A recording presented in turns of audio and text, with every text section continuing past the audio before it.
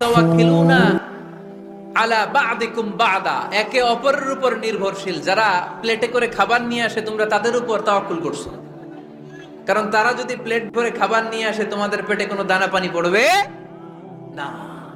তোমরা আল্লাহর উপর মুতাওয়াক্কিলুনা আলাল্লাহ দাও, তোমাদের সাধ্যের সবটুকু করার পরে তারপরে তোমরা তাওয়াক্কুল করবে। কি সুন্দর ইসলাম। এক সাহাবী বললেন, ইয়া রাসূলুল্লাহ, আমি ওটে চড়ে এসেছি, তো আপনি তো আমাদেরকে তাওয়াক্কুলের ওয়াজ করেছেন, আমি ওটের রশিটা গাছের মধ্যে না বেঁধে যদি শুয়ে থেকে আল্লাহর উপর তাওয়াক্কুল করি, ওটটা থাকবে না? বিশ্বনবী বললেন, না, তোমার ওট থাকবে না। আগে রশি দিয়ে ওটটা বাঁধো, ইআকিলহা সুম্মা তাওয়াক্কাল আলাল্লাহ। আগে টাইট করে রশি দিয়ে গাছের সাথে ওটের রশিটা বাঁধো, এরপর আল্লাহর উপর তাওয়াক্কুল করো। এইটার নাম তাওয়াক্কুল। চিল্লায় বলেন ঠিক কিনা? আপনার পার্টটা আপনার করতে হবে, আপনার যে রোল, এই রোলটা প্লে করতে হবে। আপনার সর্বোচ্চটুকু করার পরে আমরা তাওয়াক্কুল করি একজনের উপর। চিল্লায় বলেন তিনি কে? ওমর ফারুক বললেন, তোমরা মুতাওয়াক্কিলুনা আলাল্লাহ নাও, তোমরা বের হয়ে যাও। খবরদার এরপরে কোনো দিন তোমাদেরকে যেন এই মসজিদের মধ্যে ঘাপটি মেরে গোল হয়ে বসে থাকতে না দেখা যায়। কারণ ফাইদা কুদিয়াতিস সালাতু ফান্তাশিরু ফিল আরদ ওয়াবতাগু মিন ফাদলিল্লাহ। ইসলামের বিধান হচ্ছে যখন নামাজ শেষ মসজিদে বসে থাকা যাবে? চিল্লায় বলেন বসে থাকা যাবে? যাবে না। সর্বোচ্চটুকু করে তারপরে আপনাকে বের হয়ে যেতে হবে। প্রতিদিন সকালবেলা পাখির বাসা থেকে দেখবেন পাখিগুলো খালি পেটে বের হয়ে যায়। আপনাদের এই এলাকায় পাখির বাসা আছে? কি পাখির বাসা আছে? হ্যাঁ, সব পাখি আছে? তো সকালবেলা দেখবেন পাখির বাসা থেকে পাখিগুলো খালি পেটে বের হয়ে যায়। বিকেল বেলায় পাখিগুলোর ওদর পূর্তি করে পেট ভর্তি করে আবার পাখির নিড়ে ফিরিয়ে দেয় কে? কারণ পাখিগুলো তাওয়াক্কুল করেছে কার উপর? পাখিগুলো তাওয়াক্কুল করে যদি পাখির নিড়েই বসে থাকতো, ওদের পেটে খাবার আসতো? কথা বলেন। বিশ্বনবী এটাই বললেন, তাকদু খিমাসান ওয়া তারুহু বিতানান। তোমরা যদি পাখির মতো তাওয়াক্কুল করো, মানে আল্লাহর উপর তাওয়াক্কুল করে জমিনে বের হয়ে যাও, তোমাদেরও রিজিকের দায়িত্ব নিয়ে নিবে কে? সকালবেলা প্রতিটা পাখি না খেয়ে বের হয়ে যায়। একটা পাখির পেটের ভেতরে কোনো দানা পানি নাই, কিন্তু আল্লাহর উপর তাওয়াক্কুল করে পাখিগুলো যখন বের হয়ে যায়, বিকেল বেলা পেট ভর্তি করে ওদর ভর্তি করে আবার পাখির নিরে পাখিগুলোরে ফিরিয়ে দেয় কে? পাখিগুলোকে আমাদের মতো খাবার জমা করে রাখতে পারে? আমরা তো 7 দিনের বাজার একবারে করে ফ্রিজে রাখি। পাখিদের ফ্রিজ আছে না? আছে। আমাদের অতিরিক্ত টাকা হলে আমরা ব্যাংকে ব্যালেন্স করে রাখতে পারি, অ্যাকাউন্ট করে রাখতে পারি। পাখিরাও তো অ্যাকাউন্ট করে রাখে না? না, প্রতিদিন না খেয়ে বের হয়। কালকে ওই পাখিটা কি খাবে, কোন জায়গা থেকে তার রিজিকের ব্যবস্থা হবে, আল্লাহ ছাড়া কেউ জানে। এটার নাম তাওয়াক্কুল। এটার নাম কি? আমাদের সাধ্যের, আমাদের ক্যাপাসিটি, আমাদের ক্যাপাবিলিটির সবটুকু করে আমরা তাওয়াক্কুল করি একজনের উপর। চিল্লায় বলেন তিনি কে?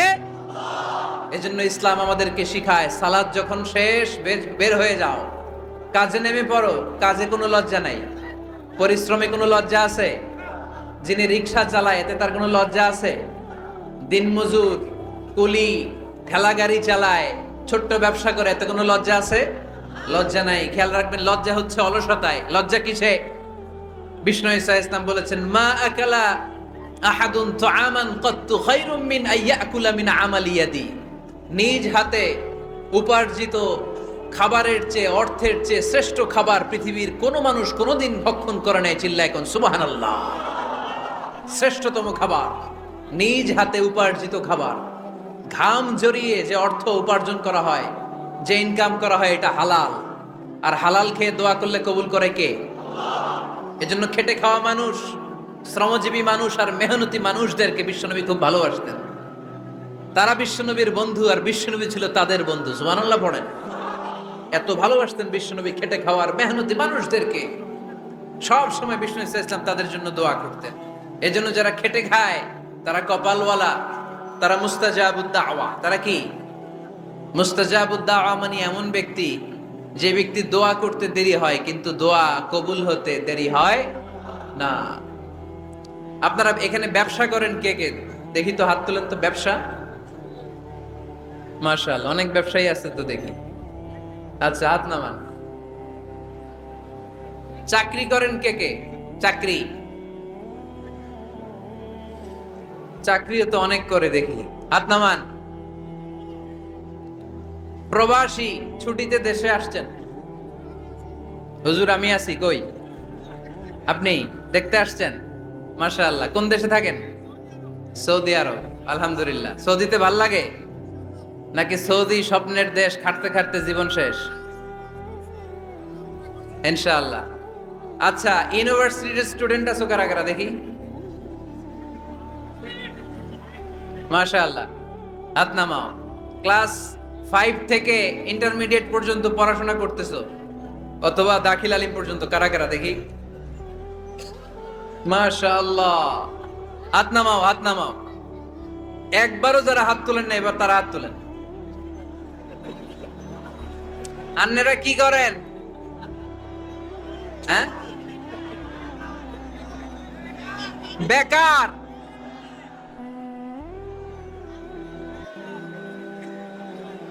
বাংলাদেশে চাকরির বাজার খুব মন্দা, ঠিক কিনা? বাংলাদেশ ইন্ডিয়াতে চাকরি পেতে অনেক কষ্ট। সামান্য একটা পদের জন্য যেখানে চেয়েছে ক্লাস 8 পাস, এখানে ডবল মাস্টার ডিগ্রি অ্যাপ্লাই করছে কয়েক লক্ষ। এজন্য আমাদেরকে উদ্যোক্তা হতে হবে। You have to be the entrepreneur. আমাদের উদ্যোক্তা দরকার, বেশি বেশি নতুন নতুন উদ্যোক্তা। নিজেই এমন আইডিয়া নিয়ে আসবে যেই আইডিয়া বিক্রি করে দুর্দান্ত আইডিয়া দিয়ে তুমি পুরো দেশ কাঁপিয়ে দিতে পারো। পারা যাবে না লক্ষ্মীপুরের ছেলেরা? আইডিয়ার অনেক দাম। You have to generate new ideas. নতুন নতুন আইডিয়া এনে মানুষ গোটা বিশ্বকে তাক লাগিয়ে দিচ্ছে। এই যে গত কয়েক বছর আগে কারের একটা রাইড চালু হয়েছে, নাম হয়েছে উবার। কি নাম? ঢাকায় যারা চলাফেরা করেন তারা হয়তো চড়েছেন। উবারের নাম শুনছেন না? এই উবার কোম্পানি কি করে জানেন? নিজেদের ব্যবসা নাই, পুঁজি নাই, পাত্তি নাই, অফিস নাই, কিচ্ছু নাই, কোটি কোটি টাকা হাতায় নিচ্ছে। Just idea, just they are generating new ideas. বলেছে গোটা বিশ্বের সব প্রাইভেট কারওয়ালারা ওইখানে রেজিস্ট্রেশন করে আপনি মোবাইলে কোথায় যাবেন, কোত্থেকে যাবেন লিখবেন, গাড়ি আপনার বাড়ির সামনে এসে হাজির। তার একটা পার্সেন্টেজ ওই উবার কোম্পানি পায়। ইউনাইটেড স্টেটস অফ আমেরিকার একটা স্টেট আছে সান ফ্রান্সিসকো, ওইখান থেকে শুরু করছে। 775টা সিটিতে ওদের অপারেশন আছে। বাংলাদেশে ঢাকাতেও আছে। আমি মালয়েশিয়াতে থাকি, ওখানেও আছে, ওখানেও আমরা চড়ি। প্রায় 63টা দেশে ওদের কাজ বাজ আছে। গত বছরে 2018 সালে ওদের প্রফিট ছিল, রেভিনিউ ছিল 11.27 billion US dollar, 11.27 US billion dollar. Just they are selling their ideas. নতুন নতুন আইডিয়া দিয়ে গোটা বিশ্ব কাঁপাচ্ছে। এই উবার যখন চালু হলো, আমি তখন মালয়েশিয়ায় শুনলাম বাংলাদেশে নতুন আর একটা বাইর হইছে, পাঠাও। কি নাম? এটা বোধহয় সারা বাংলাদেশ ব্যাপী হয় নাই, 3টা জায়গায়, সিলেটে, চট্টগ্রামে আর ঢাকায়। এরা আরো চালাক। বাংলাদেশের ছেলেপেলেদের মাথায় চিকন চিকন অনেক বুদ্ধি। এরা ভাবলো এই উবার দিয়ে আর আমরা কত আগাবো, আমাদের গাড়ি আরো ছোট করতে হবে। এরা মোটরসাইকেল রাইড দেওয়া শুরু করছে। জ্যামের শহর ঢাকা, চিপা চাপা দিয়া এরা আপনারা নিয়ে জায়গা মতো পৌঁছায় দিবে। তো এই যে উবারের পরে আমাদের ছেলেরা বানাইলো পাঠাও। এরপরে কত কিছু বানাচ্ছে ছেলেপেলেরা, আমি তো এগুলো দেখে অবাক। রকমারি.com নাম শুনছো? বিক্রয়.com নাম শুনছো? ঘরে বসে বসে কোটি কোটি টাকা হাতিয়ে নিচ্ছে তারা। Just they are selling their ideas. যেহেতু আমাদের চাকরি কম, ওই চাকরির বাজারে আমরা লাইন দিতে চাই না। আমাদের মেধাকে খাটিয়ে খাটিয়ে আমরা নতুন তরুণ উদ্যোক্তা বানাতে চাই। চিল্লায় বলো ঠিক কিনা? উদ্যোক্তা যত বাড়বে ততই দেশের কল্যাণ হবে। মানুষ তাদের আইডিয়াকে কাজে লাগিয়ে গোটা বিশ্বকে তাক লাগিয়ে দিচ্ছে। আমরা আমাদের সমতল ভূমিতে চাষ করতে চাই না। মালয়েশিয়াতে একটা এলাকা আছে ক্যামেরুন হাইল্যান্ড, ওরা পাহাড়ের মধ্যে চাষাবাদ করে গোটা মালয়েশিয়ার খাদ্যদ্রব্যের অভাবকে মুক্ত করে দিয়েছে। পাহাড়ের মধ্যে ওখানে ফুলের বাগান। ক্যামেরুন হাইল্যান্ড প্রায় 6000 ফিট উঁচু, প্রচন্ড ঠান্ডা। এই ঠান্ডা পাহাড়ি হিল ট্রাক্স এরিয়াতে মালয়েশিয়ার এই ক্যামেরুন হাইল্যান্ডে ওখানে আছে ফুলের বাগান, আছে ফলের বাগান, আছে চায়ের বাগান। ওখানে মধুর চাষ হয়, ওখানে শাকসবজি চাষ হয়, ওখানে অনেক কিছু চাষাবাদ হয়। ওই ফলমূল শাকসবজি দিয়ে গোটা মালয়েশিয়ার 14টা স্টেটে যত শাক সবজি ফলমূল লাগবে ওরা আঞ্জাম দেয়। আর আমরা আমাদের সমতল ভূমিতে চাষ করতে চাই না। আমরা চাষাবাদকে খুব লজ্জা মনে করি, এটা ভুল আইডিয়া। আমাদের যে এলাকা যেই জিনিসের জন্য বিখ্যাত ওইটাকে আমাদের ব্র্যান্ডিং করতে হবে। লক্ষ্মীপুর কিসের জন্য বিখ্যাত? নারিকেল সুপারি। নারিকেল সুপারি যে পৃথিবীর কত মানুষ, ইন্দোনেশিয়ান লোকেরা মুড়ির মতো খায় নারিকেল আর সুপারি। তো এইটারে আমাদের ব্র্যান্ডিং করতে হবে। যেই দেশে যেটা আছে, যে এলাকা যেই পণ্যের জন্য বিখ্যাত ওইটা আমাদের ব্র্যান্ডিং করতে হবে। আমাদের আদমজির জুট মিল বন্ধ না? ভাওয়ানি জুট মিল বন্ধ। আমাদের পাট শিল্পকে ধ্বংস করে দিয়ে ইন্ডিয়া এখন ওই কটনের পাঞ্জাবি বানায়, জুট কটনের পাঞ্জাবি। আছে না নাই? পুরা বাংলাদেশের মার্কেট এই জুট কটনের পাঞ্জাবি দিয়ে সয়লাভ। আমাদের বাংলাদেশের পাট দিয়ে যদি আমরা মিহি পাঞ্জাবি বানাতে পারতাম, গোটা বিশ্ব বাজারকে আমরা দখল করে নিতে পারতাম, ঠিক কি না? এজন্য আমাদেরকে নতুন নতুন আইডিয়া জেনারেট করতে হবে। চাকরির পিছনে বসে থাকলে চলবে না। আর আজান যদি হয়ে যায় ছুটে যাব মসজিদে, আর নামাজ শেষ হলে আমরা আমাদের কাজের দিকে চলে যাব। চিল্লায় বলেন ঠিক কিনা? যেটাই করব আমরা ভালোভাবে করব। আল্লাহ বলেছেন লিয়াবলুয়াকুম আইয়ুকুম আহসানু আমালা। লক্ষ্মীপুরের ভাইয়েরা আওয়াজ করে উত্তর দেন, আওয়াজ করে উত্তর দিতে হবে। জান্নাতে যেতে হলে 100তে কত নাম্বার পেতে হবে? হ্যাঁ, হয় নাই 51। কি নাম তোমার? হ্যাঁ, ফরহাদ। জান্নাতে যেতে হলে 100তে আমার দরকার 51। 100তে কত লাগবে? ফাআম্মা মান সাকুলাত মাওয়াজিনুহু ফাহুয়া ফি আইশাতির রাদিয়া। সেদিন মিজানের পাল্লা যার ভারী হয়ে যাবে সে আনন্দ উৎসবে থাকবে। তো মিজানের পাল্লা ভারী হওয়ার জন্য 100তে আমার কত পাওয়া লাগবে? কত পাওয়া লাগবে? 51 পেলেই হয়ে যাবে। এজন্য আল্লাহ বলছেন লিয়াবলুয়াকুম আইয়ুকুম আহসানু আমালা। যেটাই করবে ভালোভাবে করবে। আল্লাহ এটা পরীক্ষা করতে চান যে আমরা ভালোভাবে কে কতটুকু আমল করেছি। যারা আরবি বোঝেন আলেম ওলামা আপনারা জানেন, এখানে আল্লাহ বলেননি লিয়াবলুয়াকুম আইয়ুকুম আকসারু আমালা। আল্লাহ এটা দেখতে চান যে তোমাদের মধ্যে থেকে কে বেশি আমল করে। এটা বলছে আল্লাহ? বলে নাই। আল্লাহ বলেছে লিয়াবলুয়াকুম আইয়ুকুম আহসানু আমালা, যে ভালো করে করে। এজন্য আমরা যাই করি না কেন কি করে করব? আওয়াজ করে বলতে হবে। কেমন করে করব? যে কোনো কাজ করো না ভাই, যে কোনো কাজ করো তা যেন হয় সবার চেয়ে সবচেয়ে সুন্দর। পড়েন, যে কোনো কাজ করো না ভাই, যে কোনো কাজ করো তা যেন হয় সবার চেয়ে সবচেয়ে সুন্দর। পড়েন, যে কোনো কাজ করো না ভাই, যে কোনো কাজ করো তা যেন হয় সবার চেয়ে সবচেয়ে সুন্দর। হোক না সেটা পড়া লেখা, রঙের ভাষায় ছবি আঁকা। পড়েন, হোক না সেটা পড়া লেখা, রঙের ভাষায় ছবি আঁকা। হোক না সেটা সামান্য কাজ কিংবা মহত্তর, তা যেন হয় সবার চেয়ে সবচেয়ে সুন্দর। যে কোনো কাজ করো না ভাই, যে কোনো কাজ করো তা যেন হয় সবার চেয়ে সবচেয়ে সুন্দর। চিৎকার করে বলেন ঠিক কিনা? আমরা যেটাই করি না কেন ওইটা ভালো করে করার দরকার আছে না নাই? এজন্য কাজে আর শ্রমে কোনো লজ্জা নাই। লজ্জা হচ্ছে অলসতায়। লজ্জা কিসে?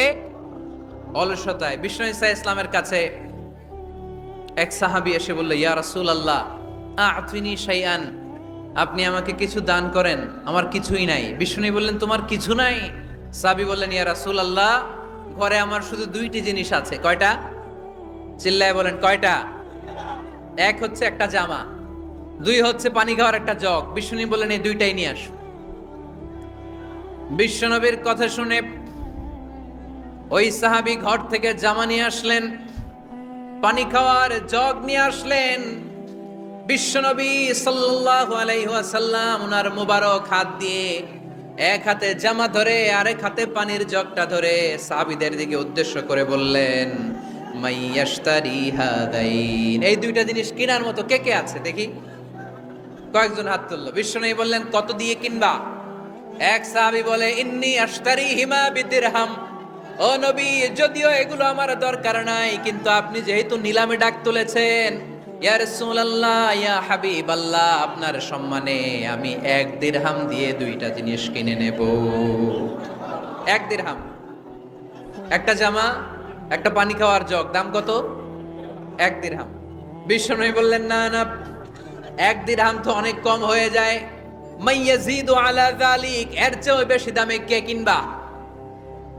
আরেক সাহাবী হাত তুলে বলতে লাগলো, ইয়া রাসূলুল্লাহ, ইয়া হাবিবাল্লাহ, ওয়া ইন্নী আশতারিহিমা বিদিরহামাইন, আমি এই জামাটার পানি খাওয়ার জগটা এক দিরহাম নয় 2 দিরহামের বিনিময়ে কিনতে চাই। বিষ্ণু ঈসা ইসলাম ওই সাহাবাকে দিয়ে দিলেন।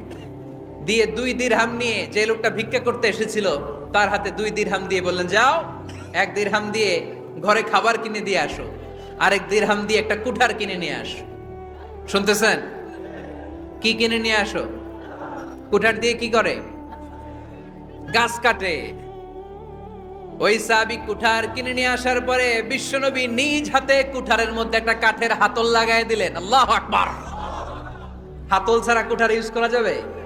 বিশ্বনবী নিজ হাতে ওই কুঠারের ভেতরে একটা হাতল লাগাই দিলেন আর বললেন, লা উরিদু আন আরাকা 15 আইয়াম, এই কুঠার নিয়ে জঙ্গলে যাও, গায়ে অনেক শক্তি আছে, কাঠ কাটো, এই কাঠ কেটে বাজারে বিক্রি করো, সামনের 15 দিন যেন আমি আমার চোখের সামনে তোমার না দেখি। বিশ্বনবীর পরামর্শ অনুযায়ী কুঠার নিয়ে ওই সাহাবী জঙ্গলে চলে গেলেন। কাঠ কেটে বাজারে বিক্রি করতে করতে 15 দিন পরে 10 দিরহাম নিয়ে বিশ্বনবীর দরবারে হাজির হয়ে গেলেন। 10 দিরহাম নিয়ে বিশ্বনবীর কাছে হাজির হয়ে গেলেন। সাহাবী এসে বলল, ইয়া রাসূলুল্লাহ, এখন আর আমার ভিক্ষা করা লাগে না, আমার গায়ে অনেক শক্তি আল্লাহ দিয়েছে, আই এম ভেরি এনার্জেটিক, আপনার দেয়া বরকতের কুঠার দিয়ে আমি কাঠ কেটে কেটে স্বাবলম্বী হতে শুরু করেছি। সুবহানাল্লাহ পড়েন। আমি এখন 10 দিরহামের মালিক। বিশ্বনবী বললেন, লা আইয়াহতাতিবা আহাদুকুম হুজমাতান আলা যাহরিহি খায়রুম মিন আইয়াসআলা শাইআন ফায়ু'তিয়াহু আও ইয়ামনাহু, যাদের গায়ে শক্তি আছে তারা ভিক্ষা না করে কাঠ কেটে পিঠে সেই বোঝা নিয়ে বাজারে বিক্রি করা অনেক ভালো। কারণ কারো কাছে যদি তুমি হাত পাতো, সে দিতেও পারে, নাও দিতে পারে, আর কষ্ট করলে কষ্ট কোনোদিন বৃথা যায় না। চিল্লায় বলেন ঠিক কিনা? বিষ্ণু ঈসা ইসলামের অনুপ্রেরণায় এই সাহাবা অল্প কিছুদিনের ব্যবধানে স্বাবলম্বী হয়ে গেলেন। What is the moral of the story? বিশ্বনবীর এই প্রফেটিক স্টোরি থেকে আমাদের কি শিক্ষা? লেসন নাম্বার 1, বিশ্বনবী চাইলেই ওই 2 দিরহাম দিয়ে বলতে পারতো, যাও খাবার দাবার কিনে ফ্যামিলিতে দিয়ে আসো। সে ওই 2 দিরহাম নিয়ে খাবার দাবার কিনে ফ্যামিলিকে খাইয়ে রাত্রে আবার ভিক্ষায় নামতো। কথা কন? রাত্রে কি করতো? ভিক্ষায় নামতো। বিষ্ণু ঈসা ইসলাম তাকে কাজ করে খাওয়ার জন্য উৎসাহ দিলেন। পাশাপাশি বিষ্ণু ঈসা ইসলাম পার্মানেন্ট সলিউশন দিলেন। এজন্য পার্মানেন্ট সলিউশনের ব্যবস্থা করতে হবে। অনেকে আমরা যাকাত দেই, যাকাতের শাড়ি দেই, যাকাতের লুঙ্গি দেই, আছে না নাই? লক্ষ্মীপুরে এরকম দেয় নাকি? কি দেয়? হ্যাঁ, গাড়ি গাড়ি দেয়, শাড়ি না। যাকাতের শাড়ি, যাকাতের লুঙ্গি বলতে কোনো কথা ইসলামে নাই। এগুলো খুব কম দামি শাড়ি, যাদেরকে এগুলো দেয়া হয় তাদেরকে অপমান করা হয়, ঠিক কিনা? আল্লাহ বলেছেন, ওয়ালাকাদ কাররামনা বানি আদম, I have dignified the status of the sons of Adam, আমি আদমের সব সন্তানদেরকে সম্মানিত করেছি। সুবহানাল্লাহ পড়েন। আপনাদের চেয়ে সম্মানিত কেউ আছে? মানুষের চেয়ে সম্মানিত গোটা বিশ্বে আর কোনো মাখলুকাত আছে? নাই। এজন্য যাকাতের শাড়ি দেয়া যাবে না, যাকাতের লুঙ্গি দেয়া যাবে না। যাকাতের শাড়ি আপনারা দেখছেন, এটারে একবার ধোয়ার পরে দ্বিতীয়বার পরা যায় না। মশারি কি পাতলা, এর চেয়েও পাতলা। এই জন্য যাকাতের শাড়ি, যাকাতের লুঙ্গি বলতে ইসলামে কোনো পরিভাষা নাই। আপনাকে স্বাবলম্বী করে দেওয়ার চেষ্টা করতে হবে। যারা লক্ষ্মীপুর জেলায় বিজনেস ম্যাগনেট আছেন, তারা একসাথে হয়ে একটা স্ট্রং যাকাত ম্যানেজমেন্ট প্ল্যাটফর্ম করতে পারেন, যেখান থেকে আপনারা বিভিন্ন থানায়, বিভিন্ন গ্রামে বাছাই করে করে কিছু ভাইদেরকে যাকাত দিতে পারেন স্বাবলম্বী করার উদ্দেশ্যে। যেই ফ্যামিলিকে আছে, কি নাম এটার? পল্লী উন্নয়ন ক্লাব। মাশাআল্লাহ, যাকাত ফান্ড দিয়ে বিদেশে লোক পাঠায়। এর চেয়ে সুন্দর পদ্ধতিতে যাকাত বিতরণ আর হতে পারে? যেই লোকটাকে, যেই ছেলেটাকে বিদেশে পাঠানো হয়েছে, ওই ফ্যামিলিটা আর কোনোদিন যাকাতের শাড়ি নেওয়ার জন্য লাইনে দাঁড়াবে? যেই ছেলেটাকে ওনারা অস্ট্রেলিয়ান গাভী কিনে দিছে, দুধ বিক্রি করে যেই ফ্যামিলিটা স্বাবলম্বী হতে শুরু করেছে, তারা আর কোনোদিন যাকাতের লাইনে যেয়ে দাঁড়াবে না। এজন্য যাকাত দিতে হবে স্বাবলম্বী করার জন্য। ইসলাম আমাদেরকে এটাই শিখিয়েছে, কাজ করে খেতে হবে। কাজে লজ্জা নেই, লজ্জা হচ্ছে অলসতায়। লজ্জা কিসে? আজকের আলোচনা থেকে এটা মুখস্থ করে নিতে হবে। কাজে লজ্জা নেই, লক্ষ্মীপুরের ইয়াংস্টারেরা শ্রমে লজ্জা নেই, পরিশ্রমে লজ্জা নেই, লজ্জা অলসতায়। লজ্জা কিসে? আরো জোরে। নবীরা কি এমনি এমনি বসে বসে খাইছে? কঠিন পরিস্থিতিতেও নবীরা পরিশ্রম করে উপার্জন করা লেগেছে, ঠিক কিনা? সাইয়েদনা মারিয়াম আলাইহিস সালাম, যার নামে আল্লাহ তাআলা কোরআনে একটা সূরা দিলেন, উনি পৃথিবীতে এমন একজন মহিয়সী নারী, যেই নারীর গর্ভে, যেই নারীর পেটের ভেতরে স্বামীর স্পর্শ ছাড়া সন্তান দিয়েছে কে? সাইয়েদনা ঈসা আলাইহিস সালাম পেটে আসলেন, মারিয়াম আলাইহিস সালাম লজ্জা পেলেন। হায় হায়, কেমন করে এলাকাবাসীদের কাছে আমি আমার মুখ দেখাবো? বিয়ে করি নাই, স্বামী নাই, বিয়ে হয় নাই, স্বামী নাই, কিন্তু পেটে সন্তান চলে এসেছে। হায় হায়, এলাকায় কেমনে মুখ দেখাবো? লজ্জায় পড়ে মারিয়াম আলাইহিস সালাম এলাকা থেকে চলে গেলেন। কি অবাক করা কাণ্ড! বাচ্চা ভূমিষ্ঠ হওয়ার জন্য, বড় হওয়ার জন্য 6 মাস 7 মাস লাগে নাই, পেটে বাচ্চা আসার সাথে সাথে বাচ্চাটারে বড় করে দিয়েছে কে?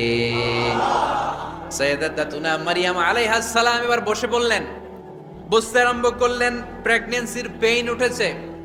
হঠাৎ করে পেট থেকে বাচ্চা ভূমিষ্ঠ হয়ে যাওয়ার পরে উনি কাঁপতে আরম্ভ করলেন। ক্ষুধার চোটে খাবার কিছু নাই, সামনে ঝর্ণা, উপরে একটা খেজুর গাছ।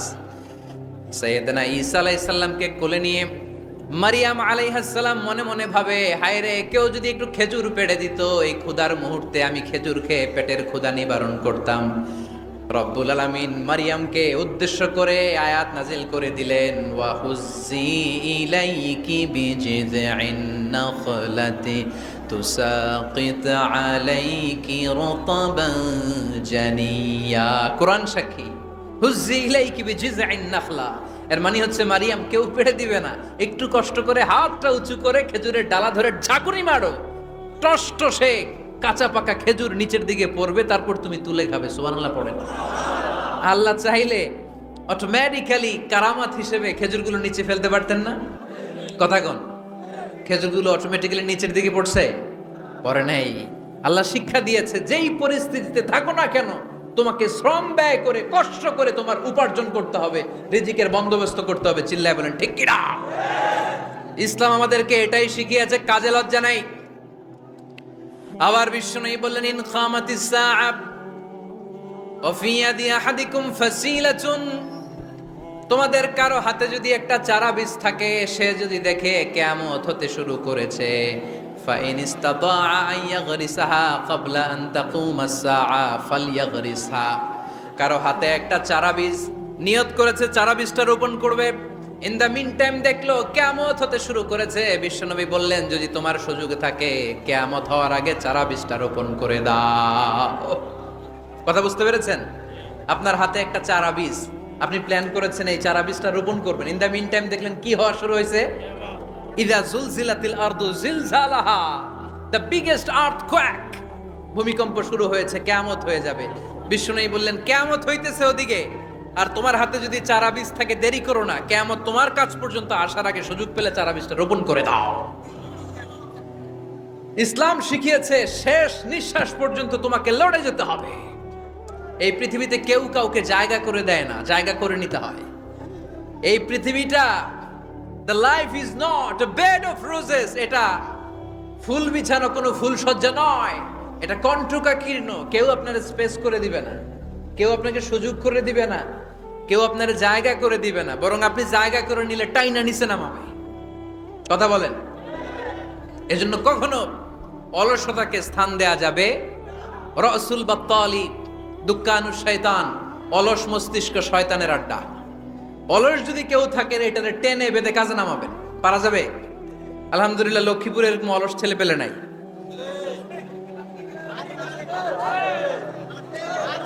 আছে? আমরা আজকে অলসতাকে নো বলে যাবো এই মাহফিল থেকে। অলসতাকে আমরা কি বলবো? আওয়াজ করে বলতে হবে, অলসতাকে কি বলবো আমরা? মুমিনের জীবনে কোনো অলসতা নাই। অলস হয় মুনাফিকরা। অলস হয় কারা?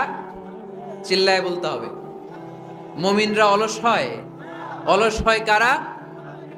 এজন্য কোরআনে আল্লাহ একথাও বলে দিলেন, ওয়া ইযা قاموا إلى الصلاة قاموا كسالى يراءون الناس ولا يذكرون الله إلا قليلا সুবহানাল্লাহ পড়েন। মুনাফিকরা যখন মানুষকে দেখানোর জন্য নামাজে যায়, ওই নামাজে তাদের ইখলাস নাই, ওই নামাজের ভেতরে তাদের কোনো খুশু খুদু নাই, ওই নামাজের ভেতরে আছে শুধু অলসতা। ওই নামাজে কি আছে? কিন্তু আমরা যখন নামাজে যাই আমাদের অলসতা আছে? আমরা নামাজ পড়লে আমাদের হৃদয়টারে সজীব করে দেয় কে? আমরা উযু করলে আমাদের মনটাকে চাঙ্গা করে দেয় কে? আমরা মসজিদে ঢুকলে হৃদয়টাকে প্রাণবন্ত করে দেয় কে? মুমিন উযু করলে চাঙ্গা হয়। বিষ্ণু ঈসা ইসলাম বললেন, ইয়াকিদু শাইতানু আলা কাফিয়াতি রাসি আহাদিকুম ইযা নাম। খেয়াল করে শুনবেন লক্ষ্মীপুরের ভাইয়েরা, চমৎকার একটা হাদিস। আমরা যখন ঘুমোতে যাই, শয়তান আমাদের প্রত্যেকের মাথার পিছনে 3টা অলসতার গিট মারে। কয়টা? আওয়াজ করে বলেন। 3টা অলসতার গিট মারে। ইয়াকিদু শাইতানু আলা কাফিয়াতি রাসি আহাদিকুম সালাসা উকাদ। 3টা গিট মারে যখন আমরা ঘুমোতে যাই। অলসতার 3টা গিট মেরে আমাদের কানের সামনে এসে ফিসফিস করে মন্ত্র পড়তে থাকে, আলাইসা লাইলুন তাওয়িলুন ফারকুদ, আলাইসা লাইলুন তাওয়িলুন ফারকুদ। বিশাল লম্বা রাত, ঘুমাও, অনেক সময় আছে, ঘুমাও। রাত 5টা বেজে যাচ্ছে, তাহাজ্জুদের সময় শেষ হয়ে যাচ্ছে, তখনও শয়তান বলে রাত অনেক লম্বা, ঘুমাও।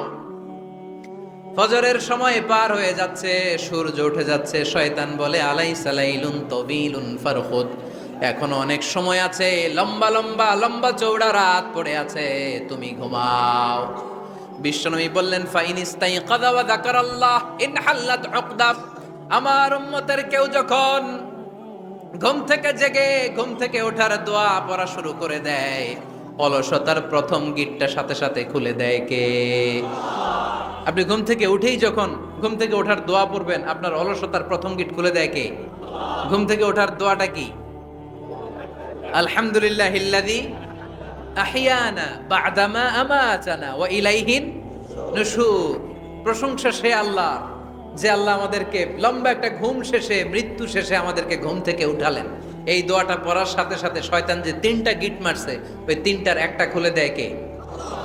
ফাইন তাওয়াদ্দা ইনহাল্লাত উকদা। ঘুম থেকে জেগে ঘুমের দোয়া পড়ার পরে যখন কেউ ওযু করে ফেলে, অলসতার দ্বিতীয় গিটটাও খুলে দেয় কে? ওযু করার পরে ফাইন সাল্লাত ইনহাল্লাত উকদা, নামাজের মুসল্লায় দাঁড়িয়ে যখন নামাজ শুরু করে দেয়, অলসতার 3 নাম্বার গিটটাও খুলে দেয় কে? 3টা গিট যখন খুলে দেয়, বিষ্ণু ঈসা ইসলাম বললেন, ফাসবাহা নাশীতাল কলব। নাশীত, তখন মুমিন বান্দা সজীব হয়ে ওঠে, প্রাণবন্ত হয়ে ওঠে, উচ্ছ্বসিত হয়ে ওঠে। ওয়া ইল্লা খাবিসান নাফসে কাসলান। আর যদি ঘুমিয়ে থাকে, 3টা গিট তার মাথার পেছনে শয়তানের অলসতার লেগে থাকে, তাহলে তার দিনটা শুরু হয় অলসতা দিয়ে, আর সে হয় অলসতার রাজা। চিল্লা এখন ঠিক কিনা? এজন্য আমরা কি অলস হতে চাই না কর্মঠ হতে চাই?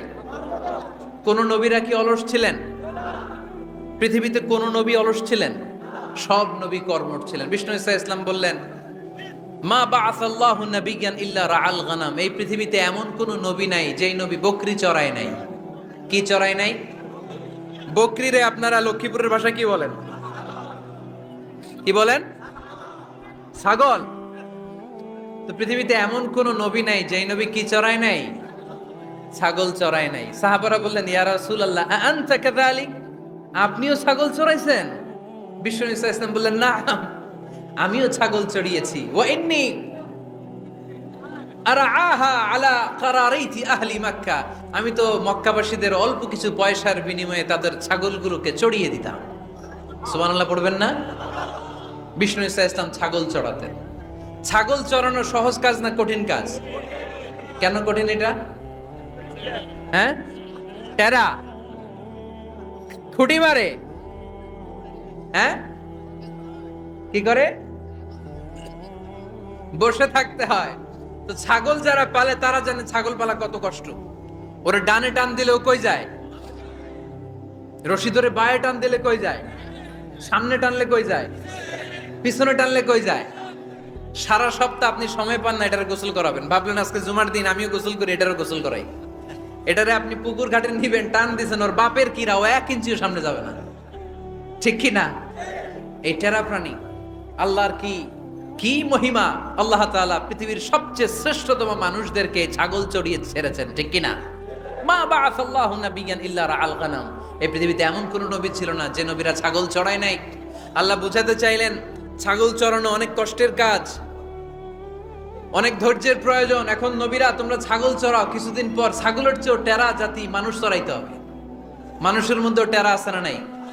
ভালো বললে ভালোটা বুঝে না, ডানে যেতে গেলে বায়ে যায়, বায়ে যেতে বললে ডাইনে যায়, এরকম আছে না নাই?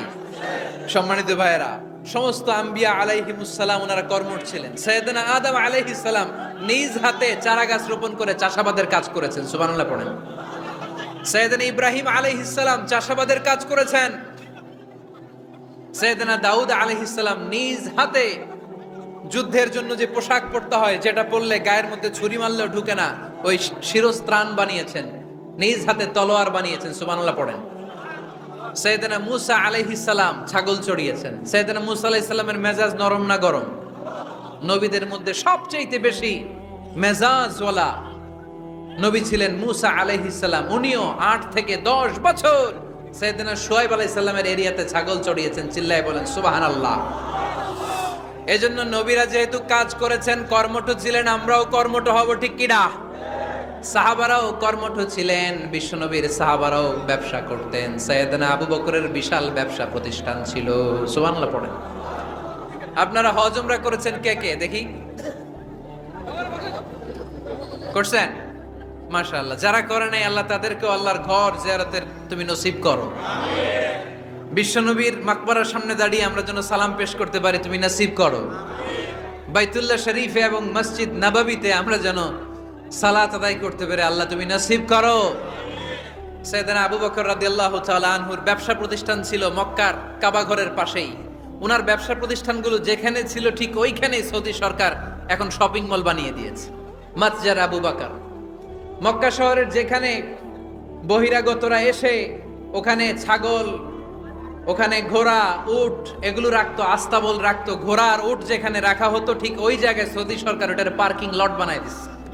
মানে যেখানে আগে সাহাবাদের ব্যবসার জায়গা, ওইখানে বর্তমানে শপিং মল।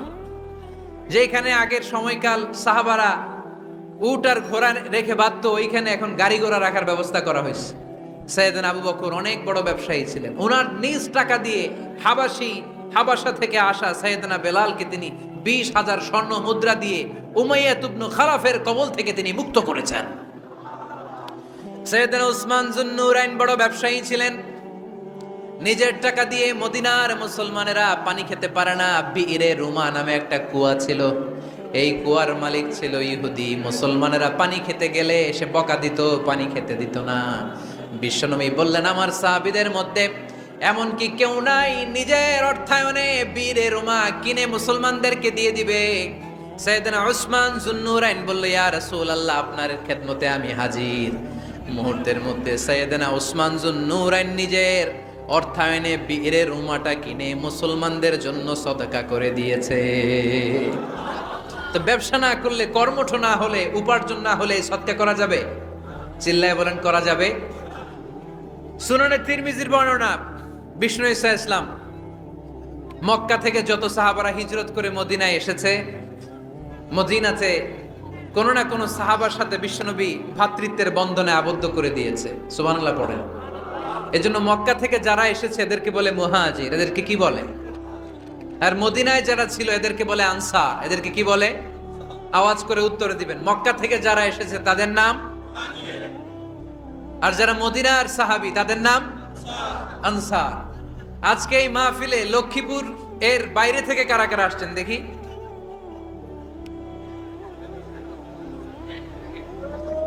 মাশাআল্লাহ মাশাআল্লাহ, অনেক আসছে। আল্লাহ ভাইদেরকে তুমি কবুল করো, হাত নামান। এই যে লক্ষ্মীপুরের বাইরে থেকে যে ভাইরা আসছে তারা লক্ষ্মীপুরের মেহমান, ঠিক কিনা? মক্কা থেকে হিজরত করে যে সমস্ত সাহাবারা এসেছিল তারা ছিল মদিনার মেহমান। বিশ্বনবী এক এক মক্কার সাহাবীকে মদিনার এক এক সাহাবীর সাথে ভ্রাতৃত্বের বন্ধনে আবদ্ধ করে দিলেন। আব্দুর রহমান ইবনে আউফ রাদিয়াল্লাহু তাআলা আনহু, ওনার সাথে ভ্রাতৃত্বের বন্ধনে যে সাহাবীকে বিশ্বনবী আবদ্ধ করে দিলেন ওনার নাম হচ্ছে সাআদ ইবনে রাবিয়া। কি নাম? মদিনার অনেক বড় ব্যবসায়ী। বিশ্বনবী বললেন, ও আব্দুর রহমান ইবনে আউফ, সম্পদ ছেড়ে দিয়ে, পরিবার ছেড়ে দিয়ে, স্থাবর অস্থাবর সব ছেড়ে দিয়ে আল্লাহ রাসূলের ভালোবাসায় মক্কা থেকে মদিনায় এসেছো।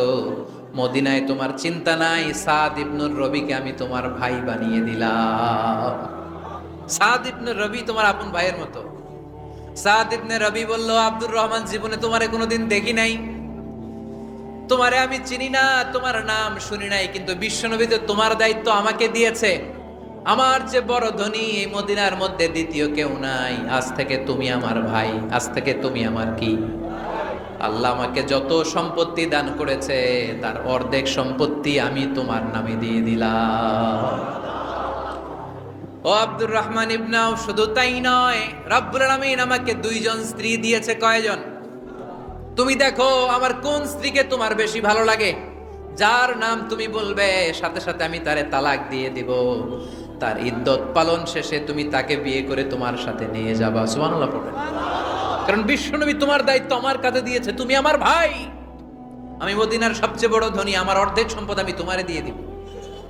আমার দুই স্ত্রীর এক স্ত্রীকে তোমারে দিয়ে দিব। সাইয়েদনা আব্দুর রহমান ইবনে আউফ এই কথা শুনে অবাক হলেন। অবাক হয়ে উনিও এক অবাক কথা বললেন। উনি বললেন, লা হাজাতা লি ফি ইয়া আখি, ও আমার প্রাণের ভাই, তোমার কথা শুনে আমার হৃদয়টা ভরে গিয়েছে, কিন্তু তোমার সম্পদেরও দরকার আমার নাই, তোমার স্ত্রীরও দরকার আমার নাই। বারাকাল্লাহু ফি মালিক ওয়া লি আহলিক, আল্লাহ তোমার মালেও বরকত দেখ, তোমার সম্পদেও বরকত দেখ। তুমি শুধু একটু কষ্ট করবা। কি কষ্ট? দুল্লানি আলা সুক, show me the way to the market. তুমি মদিনায় কোনো মার্কেট আছে কিনা, শপিং মল আছে কিনা, ব্যবসা প্রতিষ্ঠান আছে কিনা আমারে দেখায় দাও। সুবহানাল্লাহ পড়ো। আমরা হইলে কি করতাম? লক্ষ্মীপুরে যারা আসছে এদের একজনকে যদি বলা হয়, ভাই আপনি এখন থেকে লক্ষ্মীপুরের ভাই, আমার অর্ধেক সম্পদ আপনারে দিয়ে দিব, কি করবে? পায়ের উপর পা তুলে খাবে আর বলবে, কি আনন্দ আকাশে বাতাসে। ঠিক কিনা? এরপর যদি বলি, ভাই আমার দুই বউ, যেটারে সুন্দর লাগে বলেন তালাক দিয়ে দেই, নিয়ে যান, কি বলবে? কি আনন্দ আকাশের বাতাস।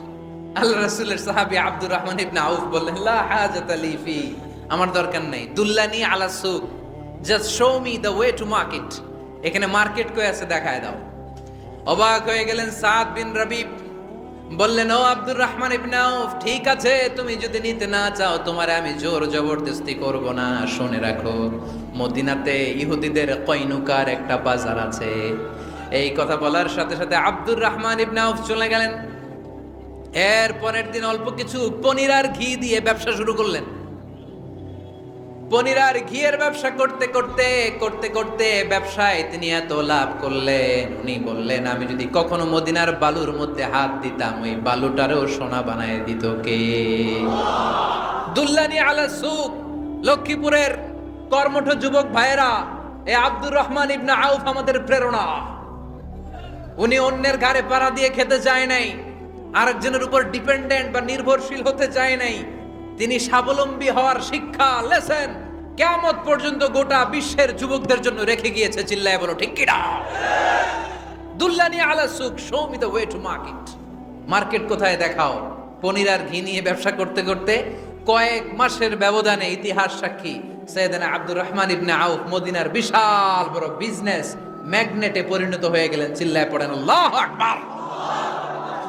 এজন্য ব্যবসার ভিতরে বরকত ঢুকিয়ে দিয়েছে কে? বিষ্ণু বললেন, আত-তাজিরা সাদুকাল আমিন মা'আন নাবিয়্যিন ওয়াস সিদ্দীকিন ওয়াশ শুহাদা'i ওয়াস সালিহিন।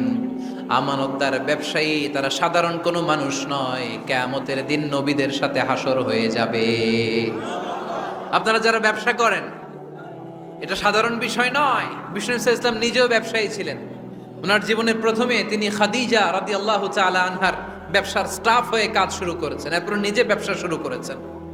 এরপরে খাদিজাতুল কুবরা রাদিয়াল্লাহু তাআলা আনহা সব সম্পত্তি বিয়ের পরে বিশ্বনবীর পায়ের সামনে ঢেলে দিয়েছেন। বললেন, ইয়া রাসূলুল্লাহ, এই সম্পদ আমি আপনাকে দিয়ে দিলাম, আপনি ইচ্ছামতো দিনের প্রয়োজনে খরচ করেন। সুবহানাল্লাহ পড়েন। এজন্য বিষ্ণু ইসলাম আমাদের জন্য উপমা, আব্দুর রহমান ইবনে আউফ আমাদের জন্য উপমা। যারা ব্যবসা করেন তারা বিষ্ণু ইসলামের সুন্নাহ পালন করছেন। আত-তাজির আস-সাদুক আল আমিন। বিষ্ণু বললেন, সত্যবাদী আমানতদার ব্যবসায়ী যে ব্যবসা করতে যে মিথ্যা কথা বলে না। অনেক ব্যবসায়ীরা আছে পণ্য চালানোর জন্য মিথ্যা কথা বলে আর কসম কাটে, আছে না নাই? আহা, এমনটা করা যাবে? সকালবেলা স্ত্রীরে বলে এই গরুগুলা বিক্রি করবো, তুই একটা দাম কত কমো? স্ত্রীরে শিখাই দিচ্ছে এই গরুর দাম তুই 40,000। তো বউ বলে ঠিক আছে, দাম কইলাম 40,000।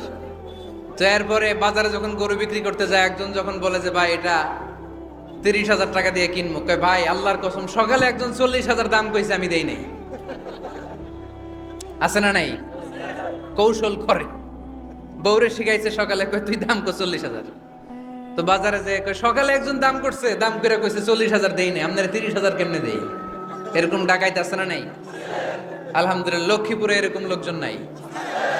আরে নাই, আমি কই নাই, এরা কই আছে। লক্ষ্মীপুরের মানুষ খুব ধার্মিক, আমি জানি। লক্ষ্মীপুর, নোয়াখালী, ফেনী এই বেল্টের লোকজন খুব আল্লাহওয়ালা। এদের মধ্যে আল্লাহওয়ালার সংখ্যা বেশি, এখানে আলেম ওলামা বেশি, এখানে মসজিদ মাদ্রাসা বেশি। এই জন্য এই জেলাগুলোতে আল্লাহর রহমতও বেশি। আল্লাহ তুমি এই জেলার ছেলেপেলাদেরকে, এই জেলার লোকদেরকে তুমি কবুল করো, মা বোনদেরকে তুমি কবুল করো। সম্মানিত ভাইয়েরা, এজন্য আজকের মাহফিল থেকে আমরা যেটা শিখলাম সেটা হচ্ছে পরিশ্রমে কোনো লজ্জা আছে? আমরা কাজ করে খাবো, ঠিক কিনা? Never under estimate any job. যুবক ভাইয়েরা, লক্ষ্মীপুরের যুবক ছেলেরা শুনতেছ? এরকম আওয়াজ করতে হবে, কান খাড়া করে শোনো। Never under estimate any job. কোন চাকরিকে ছোট করে দেখা যাবে, whether it's small or big, you don't care. এটার কেয়ার করা যাবে না। ছোট্ট চাকরি পাইলেই ঢুকে যাবা, বড় অফার আসলে পরে ঢুকবা। এটা ছোট কাজ, এটা হোটেলের ওয়েটার, এটা ছোট্ট স্টাফ, এটা কেরানি না। কাজ কাজই, কাজের মধ্যে কোনো ছোট বড় নাই। খেটে খাওয়া মানুষকে বিশ্বনবী অনেক সম্মান করতেন। বিশ্বনবী সাল্লাল্লাহু আলাইহি ওয়াসাল্লাম খেটে খাওয়া মানুষদেরকে এত ভালোবাসতেন, বিদায় হজের মতো এত গুরুত্বপূর্ণ ভাষণও এই মেহনতি মানুষদের কথা বাদ যায়নি। সুবহানাল্লাহ পড়বেন না? দিনটা ছিল জুমাবার। বিশ্বনবী সাল্লাল্লাহু আলাইহি ওয়াসাল্লাম আরাফাতের ময়দানে দাঁড়িয়ে ঐতিহাসিক একটা ভাষণ দিলেন। এই ভাষণের নাম হলো বিদায় হজের ভাষণ। এই বিদায় হজের ভাষণেও খেটে খাওয়া মানুষের কথা বিশ্বনবী বাদ দেয় নাই। বিশ্বনবী বলেছেন আরিক্কাকুম, খবরদার অধীনস্থ কর্মচারীদের সাথে খারাপ আচরণ করো না। আতঈমুহুম মিম্মা তাকুলুন ওয়াকসুহুম মিম্মা তালবিসুন। খবরদার মনে রেখো, তোমরা যা খাবে তোমাদের অধীনস্থ কর্মচারীদেরও তা খাওয়াবে, তোমরা যা পড়বে তাদেরও তা পড়াবে। বিশ্বনবী শেষ নিঃশ্বাস ত্যাগ করে যাওয়ার আগে যেই কয়েকটা কথা বলেছিলেন তার মধ্যে মেহনতি মানুষদের জন্য কথা আছে নাড়াই। বিষ্ণু ইসা ইসলাম যখন শেষ নিঃশ্বাস ত্যাগ করবেন, তিনি বলেছিলেন আসসালাত আসসালাত, উম্মতেরা নামাজ নামাজ নামাজ ছেড়ে দিও না, নামাজ তরক করো না, নামাজ কাজা করো না। আর বলেছিলেন অমা মালাকাত আইমানুকুম, অধীনস্থ কর্মচারীদের সাথে খবরদার খারাপ আচরণ করো না। যারা কর্মচারীদের সাথে খারাপ আচরণ করে, যারা মানুষের কাছ থেকে শ্রম নিয়ে কাজ করিয়ে টাকা দেয় না, কিয়ামতের দিন তাদের বিরুদ্ধে মামলা দায়ের করবে কে? কে করবে? হাদিসে কুদসি সাক্ষী বিষ্ণু ইসা ইসলাম বলেন, আল্লাহ তাআলা ফরমান আনা খাসমুহুম সালাসাতুন আনা খাসমুহুম ইয়াউমাল কিয়ামা। তিন শ্রেণীর ব্যক্তির বিরুদ্ধে আল্লাহ বলেন আমি নিজেই কিয়ামতের দিন মামলা দায়ের করব। I will be against them in the day of judgment.